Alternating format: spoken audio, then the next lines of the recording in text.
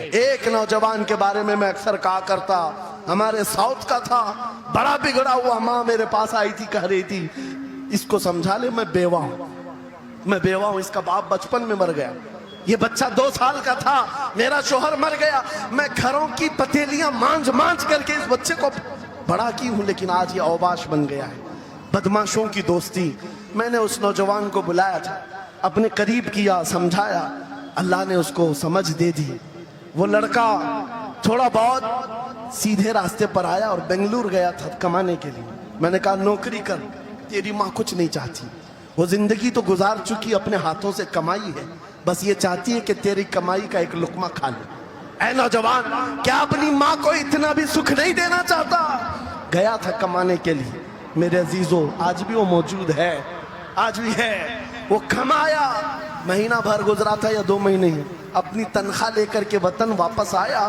اپنے گھر کے پاس جس دن وہ پہنچا تھا، گھر کے باہر بہت بھیڑ جمی تھی۔ لوگوں سے پوچھا اس نے تو پتا چلا اس کی ماں آج ہی صبح انتقال کی۔ اللہ اکبر۔ وہ پیسوں کی گڈی لا کر کے جو کمایا تھا 1 مہینے 2 مہینے کی تنخواہ، ماں کے قدموں میں رکھ دیا۔ بہت رویا۔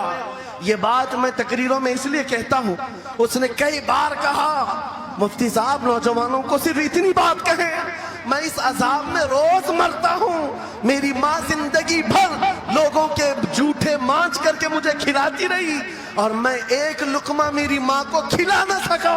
جس دن میں لایا تھا پیسے، یہ تو دنیا سے چل پڑی۔ مجھے آج روز اس بات کا غم ستاتا ہے۔ آپ نوجوانوں سے خطاب کرتے ہیں، کم سے کم ان سے کہہ دیں کہ تمہارے ماں باپ زندہ ہیں، ہوش میں آ جاؤ، اپنے ہاتھوں سے ان کو کھلا تو سکو، ان کے ہاتھ پکڑ کر چلا تو سکو، اس لیے کہ دنیا کی عظیم نعمت ہے۔